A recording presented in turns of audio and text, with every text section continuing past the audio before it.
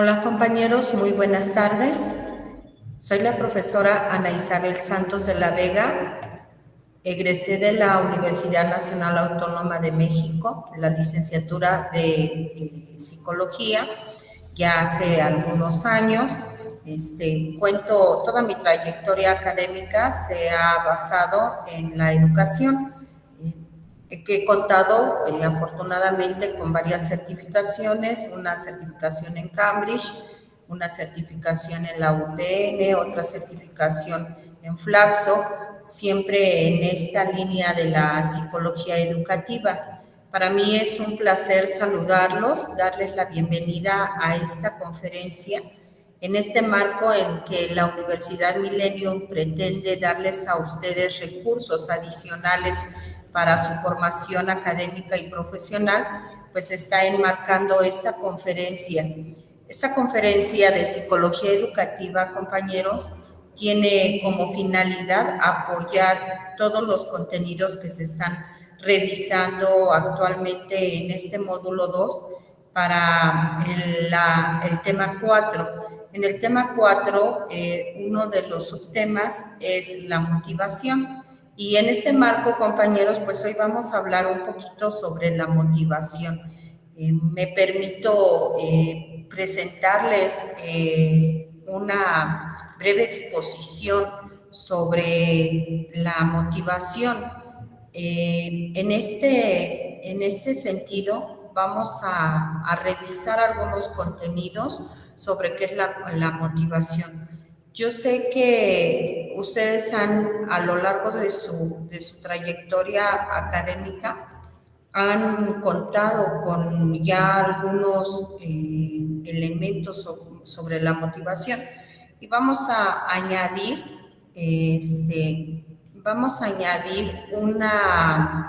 un contenido nuevo que es la autoeficacia. Para que nosotros podamos revisar qué es la autoeficacia, compañeros, vamos a empezar a revisar lo que es la motivación y el aprendizaje en el aula y algunas estrategias para motivar la autoeficacia. Entonces, en este marco, compañeros, de estos procesos cognitivos que pretendemos desarrollar en esta línea de la psicología educativa, considerando que una de las funciones del psicólogo educativo dentro de todo este desarrollo en los procesos de enseñanza-aprendizaje y que no se deben descuidar todos los elementos que puedan integrar estos procesos de enseñanza-aprendizaje, se encuentra la motivación. Y hay diferentes autores y diferentes tendencias que definen qué es la motivación. En este caso, la motivación se refiere a un proceso dinámico interno en cualquier momento como proceso que es y puede implicar cambio o variabilidad. En este proceso dinámico interno, compañeros, entendemos que cuando hay un proceso dinámico se mueven diferentes fuerzas y dentro de estas fuerzas, Dreyfus 2000 se refiere a que la motivación como un proceso dinámico momentáneo se refiere a un estado motivacional. ¿A qué nos referimos con un proceso dinámico momentáneo? Estaríamos refiriendo a todas esas cuestiones externas que nos motivan a realizar ciertas conductas, que hay metas que se tienen que cumplir, hay objetivos que queremos alcanzar y que son muchas veces a corto plazo y empiezan a moverse estas fuerzas internas para poder alcanzar esta motivación. Este tipo de motivación, por eso dice que es un estado motivacional. Cuando nos referimos a estado motivacional no nos referimos a un estado permanente o a un rasgo de la personalidad, sino a que esas fuerzas externas o a esas características, ese contexto externo nos está motivando para realizar alguna tarea. Cuando nos referimos a una predisposición referida a las tendencias de acción, estamos hablando de rasgo motivacional. ¿Cuál es la palabra clave aquí, compañeros? La palabra clave es la predisposición. esta predisposición natural o esta predisposición aprendida, natural y aprendida, que hemos desarrollado en nuestra personalidad a lo largo del desarrollo de la persona. En este caso estamos hablando que ya existe un rasgo motivacional que se puede activar de manera y potenciar cuando se ve integrado o aunado a un estado motivacional. En este sentido, entonces, la motivación pues tiene los dos componentes. Este componente externo y que provoca ese estado motivacional, pero también se encuentra con esta predisposición de la personalidad a tener una tendencia a la acción. Es decir, a no quedarse estáticos, sino a utilizar las fuerzas internas para poder alcanzar metas u objetivos. En ese sentido, ¿qué características podemos encontrar en la motivación? La motivación podemos darle las siguientes características. Primero, energiza, dirige, provee integración y provee persistencia a la conducta. Pareciera algo muy sencillo hablar sobre estas características y decir, sí, energiza.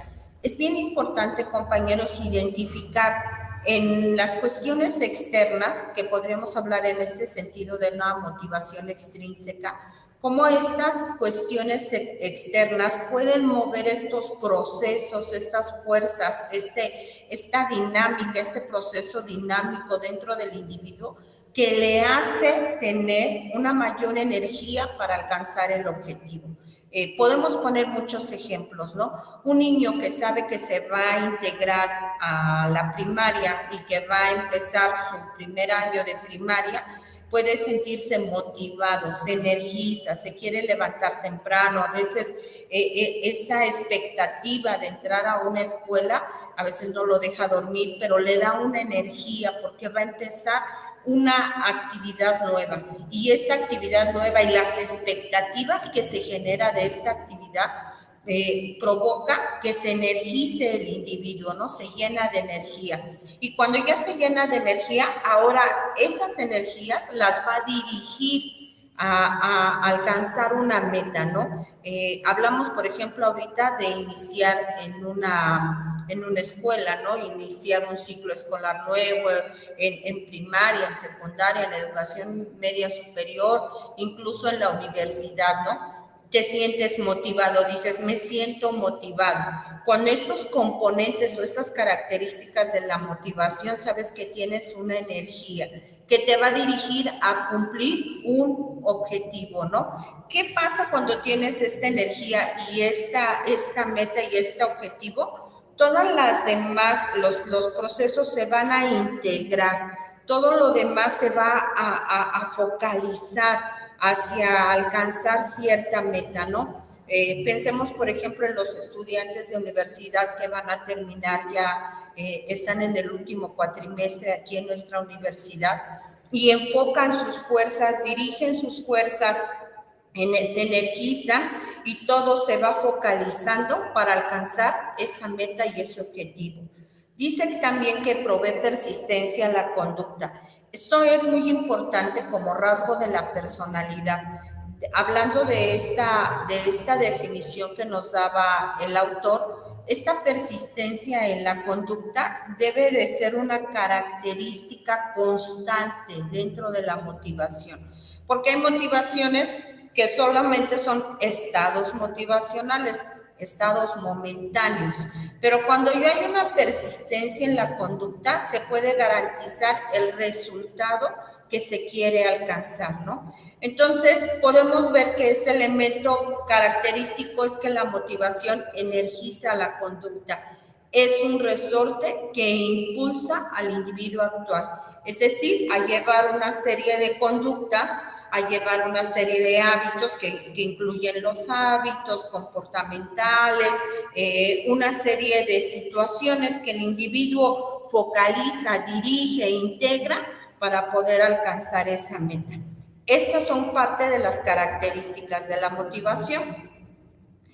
En este sentido, para tener esta formación profesional vale la pena que revisemos que estos enfoques teóricos sobre la motivación van a destacar el papel central del self, es decir, del sí mismo, tanto en la motivación como en el aprendizaje autorregulado.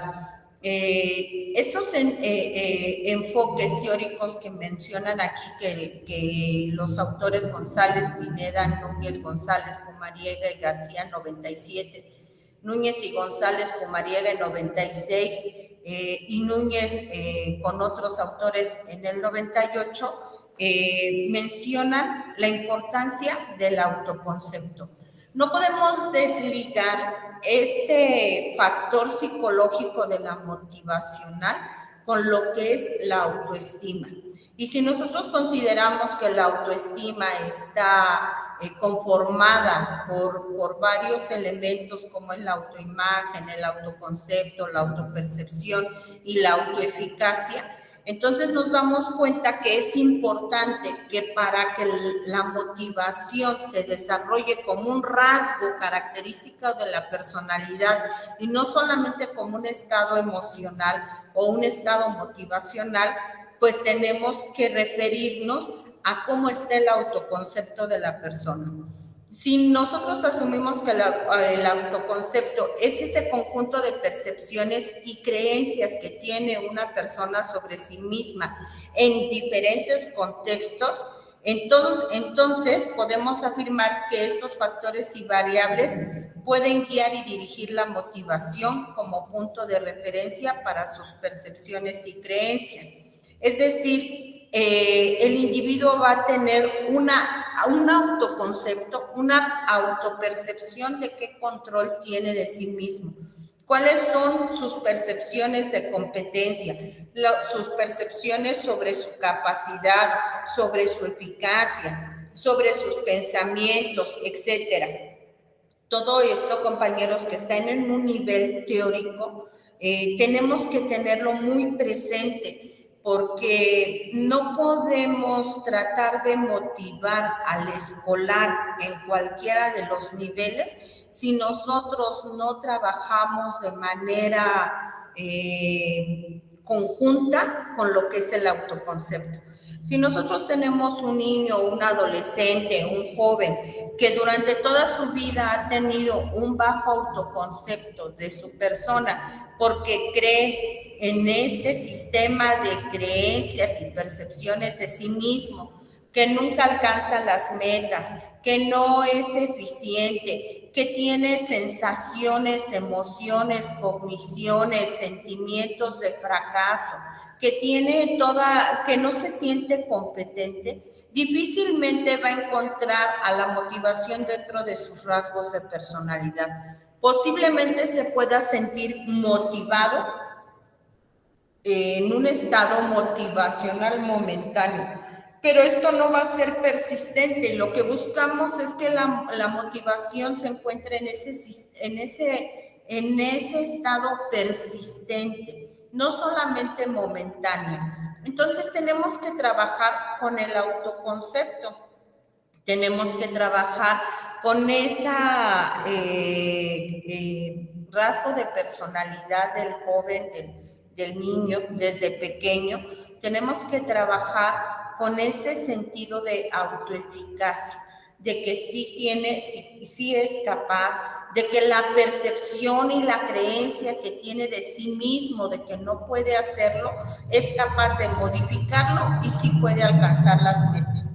Entonces, para que esta motivación pueda funcionar, es muy importante que trabajemos el autoconcepto, que trabajemos las percepciones y las creencias que pueda tener este niño, este joven, este adolescente, el adulto mayor, en las condiciones que sea, para poder asumir un rasgo de motivación, pero que también asuma y que se sienta autoeficaz. Es una tarea compleja porque mucho de lo que pasa en el fracaso escolar, en el rendimiento escolar, en la deserción escolar, que son los problemas centrales en nuestro país. La deserción escolar, el fracaso, son de los problemas centrales a los que se enfrenta nuestro país actualmente. Es el resultado de no contar el alumno con todos esos elementos propios, inherentes, intrínsecos, y que también viene arrastrando desde un conjunto de creencias y percepciones, porque a veces desvaloriza la escuela, piensa que en el trabajo, encontrando un trabajo puede tener la satisfacción económica o material que busca, desvincula que puede alcanzar lo que quiere a través de una preparación escolar o académica, y en ese sentido, y si se suma a la creencia o la autopercepción de que no sirve o no sabe o siempre ha reprobado, entonces ahí nos enfrentamos con este problema serio de desarrollar la autoeficacia. Si nosotros dentro de nuestro ámbito educativo, dentro de nuestra competencia laboral como psicólogos educativos, ponemos atención en los factores motivacionales y ponemos atención que atrás de esos factores motivacionales está el autoconcepto, que atrás de ese autoconcepto tenemos ese conjunto de percepciones y creencias de sí mismo, y empezamos a trabajar, entonces podríamos tener una variable que nos permita mejorar el desempeño escolar en el alumno, que nos permita contrarrestar esta situación de fracaso escolar, esta situación que les hablo de deserción escolar, que es uno de los graves problemas actuales en la educación. En este sentido, en esta cuestión funcional, este autoconcepto que el alumno se forma de sí mismo viene a través de una serie de experiencias vividas a través de su vida escolar, en la que a lo mejor se sintió fracasado porque reprobó un examen, porque no le calificaron un trabajo, porque no obtuvo la expectativa que él esperaba o la expectativa que esperaban sus padres o su familia o los cuidadores primarios o de quien dependa. Y cuando viene con este acúmulo de experiencias de fracaso o de sentimientos de fracaso o de percepción de fracaso por su propia experiencia y la retroalimentación de otros, que puede ser la familia, como ya les mencionaba, los compañeros, los maestros, etcétera, entonces va formando un autoconcepto. Si este autoconcepto se forma de manera contraria, es decir, hay una retroalimentación positiva, él se siente capaz, entonces se va desarrollando este rasgo de personalidad motivacional que en otro contexto le va a permitir tener todas las herramientas y recursos para motivarse y poder dirigir esas fuerzas dinámicas, poder alcanzar ese sentido y ese sentimiento de ser autoeficaz, ¿no? Y no cualquier situación lo va a derrumbar y a sacar de un estado motivacional, porque se sabe competente, sabe que tiene todos los recursos y que puede alcanzar esas metas que él se está formando, ¿no? Por eso esta información es importante, reforzar las capacidades, los logros, las preferencias, incluso incursionar o investigar sobre los valores, las metas del individuo, ¿no? Recordemos, compañero, que esto es aprendizaje. Que no se haya formado en un niño en preescolar o en primaria o en secundaria, en el adolescente, en el joven, no quiere decir que no se pueda volver a aprender o se pueda transformar ese aprendizaje, ¿no? Esto es importante, porque muchas veces se puede encasillar a un niño que viene con ciertas características de su autoconcepto negativo, y pensar que va a quedarse así toda la vida. Esto es uno de los propósitos y de los objetivos de la educación, ¿no? Esa transformación de creencias, de percepciones, esa adquisición de nueva información, ese volver a aprender, ¿no? Volver a cuestionarse, etcétera. Lo ideal es que desde que el niño está en sus primeros años, se le empiece a fomentar ese sentido de que es autoeficaz, de que puede alcanzar lo que quiere, de que puede dirigir sus fuerzas para alcanzar cierta meta. Pero si no es posible desde la niñez, como psicólogos educativos, en cualquiera de las etapas escolares, podemos trabajar este autoconcepto a través de cambiar sus creencias, sus percepciones de sí mismo y empezar a formar ese rasgo de la personalidad. En este caso, la autoeficacia es uno de las dimensiones de la autoestima, pero también es una de las dimensiones que podemos considerar para la motivación. Es el resultado, ¿no? Es parte de los componentes de la motivación. Por ejemplo, la autoeficacia, nosotros vamos a revisar en esta conferencia, vamos a revisar la autoeficacia de acuerdo a la perspectiva de Albert Bandura. Para este psicólogo, la autoeficacia es la creencia que cada uno tiene acerca de su capacidad para organizar, ejecutar acciones y manejar situaciones.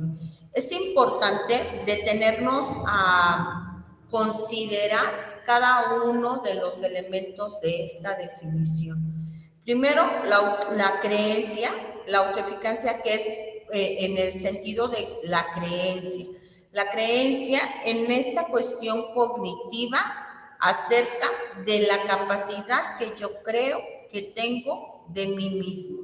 Y en esta capacidad que yo creo que tengo de mí mismo, ¿qué tanto me siento capaz para poder organizar y ejecutar acciones? Es decir, en una conducta escolar, en una cuestión escolar. Y la segunda parte de esta definición nos habla de situaciones que se presentan, es decir, del contexto que tanto me siento autoeficaz para manejar situaciones en un contexto determinado. Vamos a bajar esta información en ejemplos sencillos, compañeros. Si nosotros empezamos a pensar, por ejemplo, en un niño, no va a decir, en un niño de 8 años, no va a detenerse a hacer un análisis de su capacidad que tiene para organizar y ejecutar acciones y no se va a detener a pensar cuál es mi capacidad que tengo para organizar y ejecutar y poder resolver este problema matemático. No lo va a hacer de esa manera.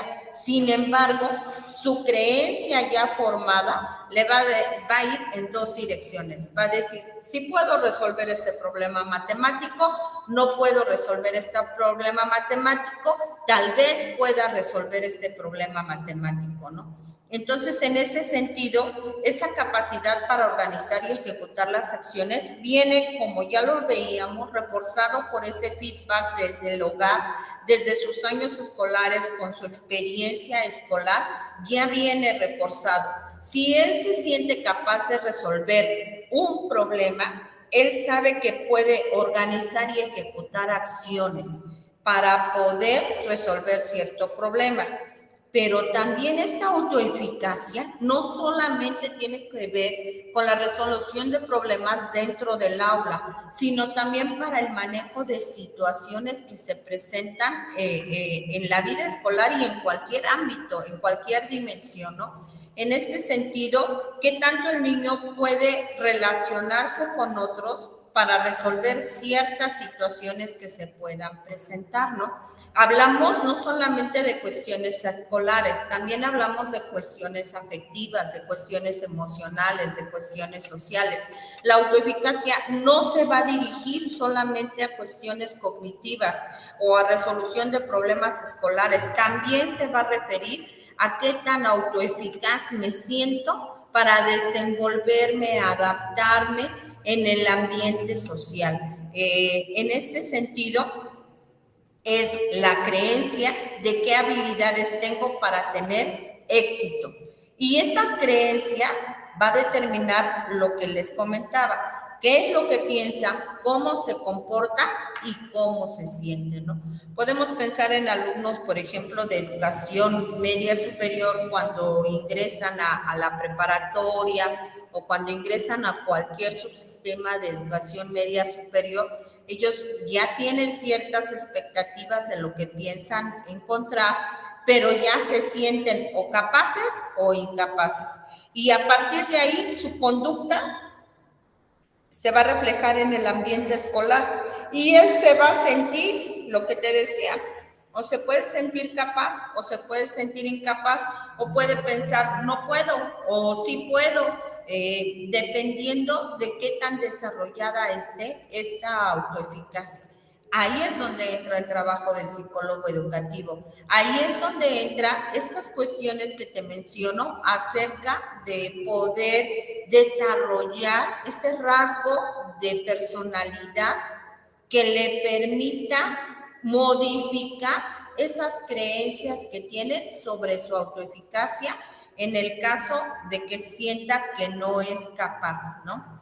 En el caso de que sienta que es capaz, pues lo que hay que trabajar es la potencialidad, es decir, potenciar esas creencias que ya tienen, ¿no? Esto, compañero, estas creencias que determinan cómo piensa, cómo se comporta y cómo se siente, se van a ver reflejadas nuevamente en el fracaso, en la deserción, en el aprovechamiento escolar. Por eso es importante que nosotros como psicólogos educativos no perdamos de vista en esta cuestión psicológica que incluye los factores emocionales, sociales y afectivos, no perdamos de vista que podemos ayudar con intervenciones que nos permitan desarrollar este sentido de autoeficacia. En este sentido, esto que estamos hablando sobre las creencias, juicios, percepciones que se tienen sobre uno mismo, que por eso empecé hablando del autoconcepto, son regulados por 4 procesos básicos. El primer proceso es el proceso cognitivo, es decir, lo que pensamos, el proceso motivacional. Si entramos en estos estados emocionales o en los rasgos de personalidad, en el proceso afectivo y en el proceso selectivo. Vamos a revisar brevemente, compañeros, cómo podemos trabajar cada uno de estos procesos. El proceso cognitivo, compañeros.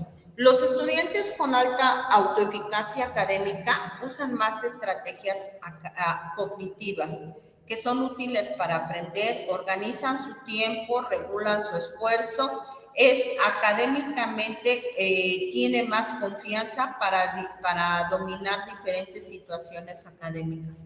Cuando hablamos de estos procesos cognitivos, no estamos hablando de cuestiones solamente externas, estamos hablando de cuestiones internas.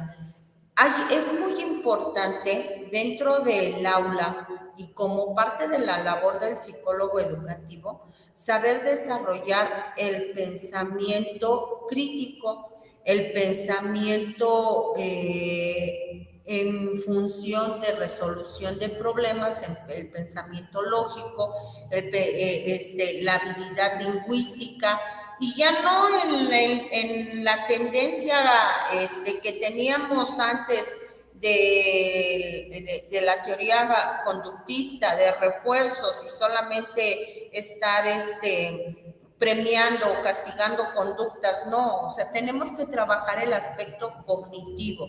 cómo este alumno está construyendo el aprendizaje en estas estructuras cognitivas, de qué manera se están modificando ciertos patrones, si se aplica lo que aprendemos en la teoría de Piaget, si estamos trabajando en esta construcción del aprendizaje.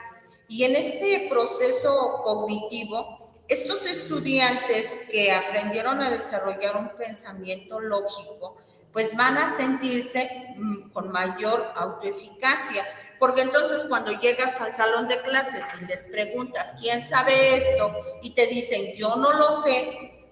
En ese sentido, entonces, el que no lo sabe se siente ineficaz y el que lo sabe se siente autoeficaz.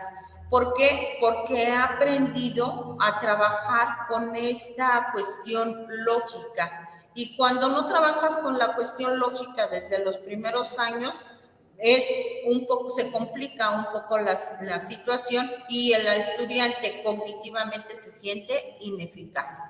Cuando nosotros vamos a trabajar en estos procesos cognitivos, compañero, nosotros podemos trabajar en estrategias para estimular la autoeficacia en los procesos cognitivos.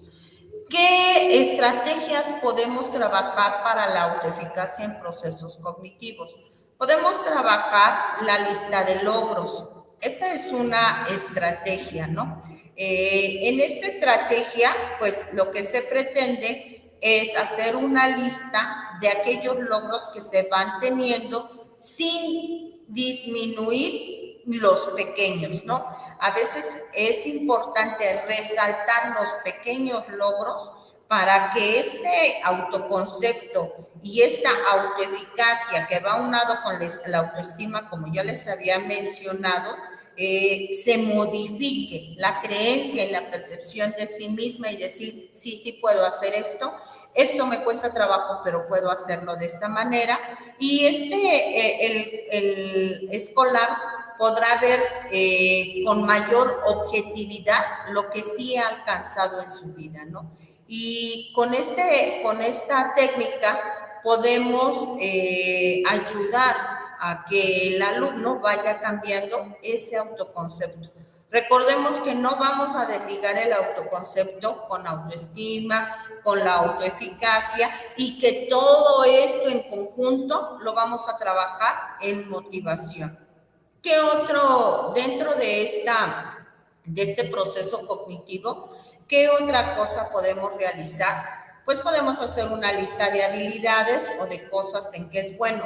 Reconocer en lo que se es capaz, pero también reconocer que hay cosas que nos cuestan más trabajo, que no va a ser imposible que las hagan, pero que hay que resaltar también todas esas habilidades, ¿no? Esto es muy importante porque muchos alumnos se quieren poner a la par de otros con habilidades diferentes.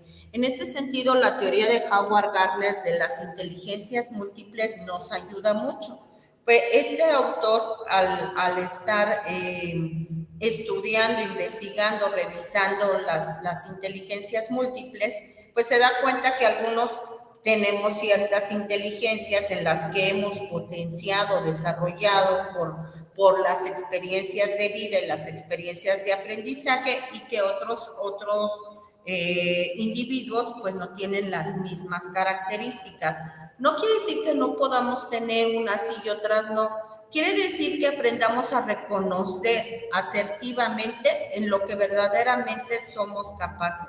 Esto es muy importante porque cuando se da orientación vocacional, compañeros, el alumno va a ir identificando para qué sí es capaz y esto nos va a ayudar mucho a poder ser objetivos también en una orientación vocacional.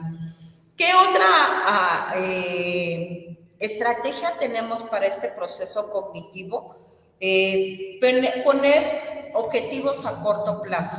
Si en una tenemos que reconocer nuestras habilidades y tenemos que reconocer nuestros logros, también tenemos que poner objetivos cortos. Si ponemos metas a largo plazo, se va a dispersar estas fuerzas de la motivación, ya no van a estar tan dirigidas, ya no se va a energizar, no se va a focalizar. Entonces es importante los objetivos a corto plazo. Y corto plazo hablamos de tiempo. Cuando hablamos de corto plazo hablamos de tiempo. No hablamos a un año. Podemos hablar a un mes, podemos hablar a una semana, podemos hablar a 2 semanas. Entonces, y no deben ser objetivos muy difíciles de cumplir. Estos objetivos de corto plazo nos van a llevar a ir alcanzando como esas pequeñas paradas para llegar al objetivo de largo plazo. Y ahí podemos ver el progreso y el alumno puede reconocer el progreso y se puede empezar a percibir como capaz de poder acercarse a sus metas. También tenemos otra estrategia que es la ficha del talón de Aquiles, propuesta por White como instrumento para ayudar a los estudiantes. Podríamos pensar en un FODA, por ejemplo, fortalezas, oportunidades, debilidades y amenazas, que también es otra técnica. En este sentido, esta ficha del talón de Aquiles nos ayuda a identificar con objetividad qué puntos son fuertes, qué puntos son débiles y qué estrategias puedo llevar a cabo para transformar en puntos fuertes las competencias que debo desarrollar. Si yo tengo un alumno que tiene problemas en el área de comprensión lectora, entonces identifico cuáles son esos puntos débiles en la comprensión lectora. Tal vez tengan que ver con que no lee en voz alta o con que no se detiene en estas cuestiones ortográficas, que no reconoce puntos, que no sabe enfatizar en una lectura, que no hay una relación de lo que lee con la realidad, etcétera. Y entonces identifico las debilidades, ayudo con una estrategia para poder transformar ese punto débil en una competencia que tengo que desarrollar, que tengo que potenciar, ¿no? Es un ejemplo de la ficha de talón de Aquiles. También tenemos la ficha de gestión de proyectos, que es una técnica en la que cada estudiante debe completar un proyecto.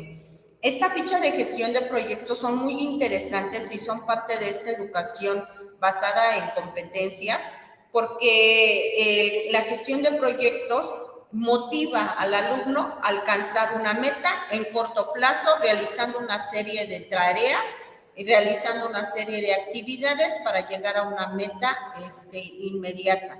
Y cuando el profesor va guiando esta gestión de proyectos, el joven va alcanzando este sentido de logro, sí puedo alcanzarlo, ¿no? Seguimos hablando de autoeficacia. Por ejemplo, estamos hablando de una ficha de gestión de proyectos dentro de un aula escolar, cuando se le propone a un alumno mejorar el entorno en la cuestión del reuso o el reciclado de basura, y se le propone que elabore un proyecto para que en una semana se disminuya toda esta basura inorgánica u orgánica, y que busque una manera para poder ayudar al medio ambiente.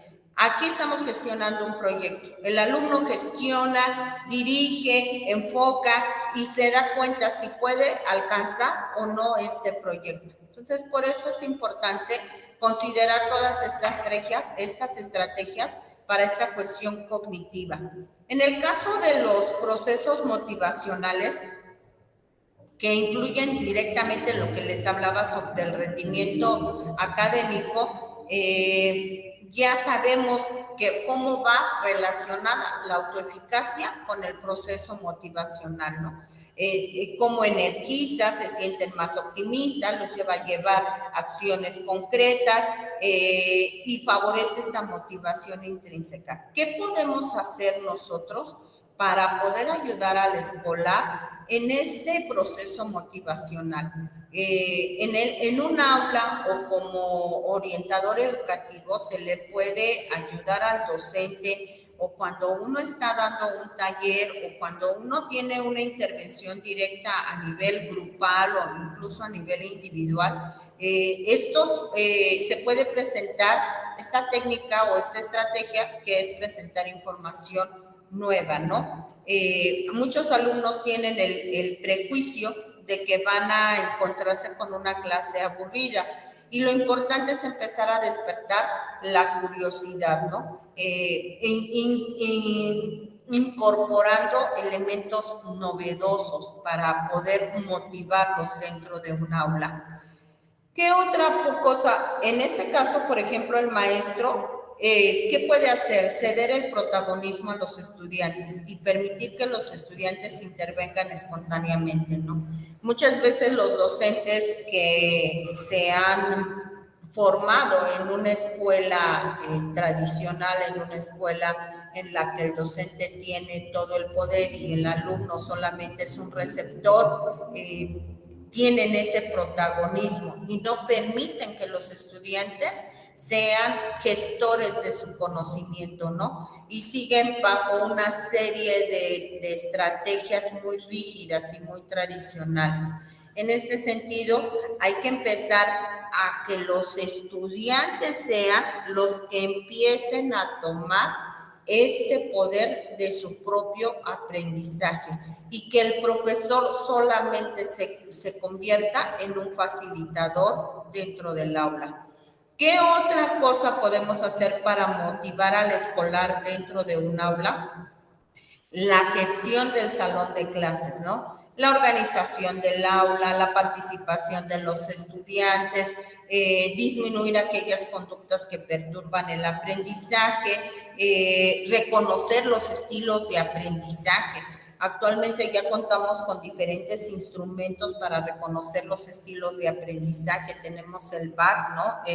El muy tradicional sobre si es visual, auditivo o si es empírico, ¿no? Entonces tenemos ya diferentes autores que abordan estos estilos de aprendizaje para reconocer de qué manera aprenden y que esto nos ayude a identificar las áreas de oportunidad para poder motivar al alumno dentro de este proceso de aprendizaje. Dentro del proceso afectivo, compañeros, nosotros tenemos que ayudar a modificar esas creencias negativas sobre la autoeficacia que pueda tener la persona, ¿no? Y en este sentido, estas creencias se van a reflejar en cuánto esfuerzo invierte, qué tan perseverante es, qué tiempo invierte, qué persistencia tiene cuando empieza a enfrentarse con ciertas tareas. ¿Qué podemos hacer para motivar en este proceso afectivo para ayudar a cambiar las creencias? Una de las estrategias propuestas es utilizar juegos y actividades en línea y físicas. Actualmente nosotros podemos utilizar muchos recursos que tenemos disponibles para poder acercar a los jóvenes al aprendizaje. En este mundo globalizado, intercultural, en este mundo en que podemos tener acceso a cualquier información del mundo en cualquier momento y en cualquier espacio, con todos los recursos didácticos de los cuales contamos, en los que podemos utilizar todas estas herramientas que nos brinda la web para poder viajar a cualquier lugar del mundo, en cualquier época del mundo, pues esto nos ayuda también para poder ayudarle al chico, al escolar, a que se pueda motivar para el aprendizaje, ¿no? En estas estrategias también podemos incluir hacer ejercicios de reflexión de creencias irracionales. Para este proceso afectivo emocional podemos empezar a trabajar qué creencias son irracionales, ¿no? Y que identifique, y que nosotros como psicólogos conocemos estas ideas irracionales. Hay una lista de ideas irracionales y hay que ajustarlas con el contexto y con la realidad. Una cosa es la creencia y la percepción que tenemos y otra cuestión es la situación real. Entonces, cuando nosotros podemos discernir, ayudarle al escolar a discernir que su creencia no se ajusta con la realidad, que su percepción de sí mismo no se ajusta con la realidad, entonces podemos crear alternativas más racionales que le permitan desempeñarse de manera más funcional.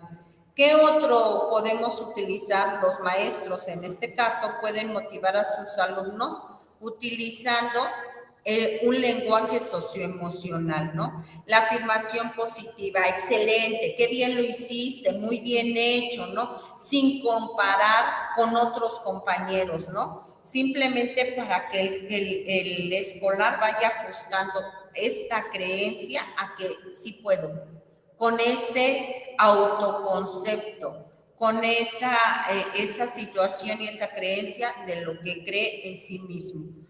También podemos promover el aprendizaje basado en la cooperación, que es que trabaje con otros compañeros, porque así puede darse cuenta de cómo a través de la socialización es más fácil aprender y se vuelve más autoeficaz.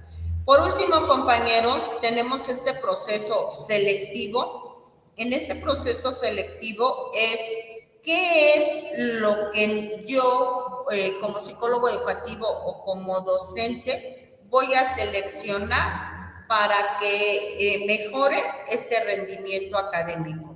¿Qué estrategias tengo para este proceso selectivo? Relacionar lo que se enseña con el mundo real. Entonces el alumno no va a estar desvinculado ni desconectado, sino va a estar referenciado en que lo que está aprendiendo también lo puede llevar al mundo real. Y en eso consiste básicamente el proceso selectivo. Realizar un modelo de la situación actual o una definición del problema. Esto quiere decir que nosotros como psicólogos educativos vamos a ayudar a este escolar a poder ver su entorno real, a poder definir ese problema y a cómo la información que recibe en el aula le ayuda en su vida social, real, cotidiana, etc. Ese es uno de los objetivos de la educación, compañeros. Y bueno, pues este ha sido brevemente esta conferencia sobre motivación. Ha sido un placer para mí haber estado con ustedes, el haber podido compartir con ustedes este trabajo de la autoeficacia y la motivación. Espero que les ayude mucho en este módulo de Psicología Educativa 1, que puedan contar con mayores herramientas y mayores recursos para que puedan ayudarse a trabajar.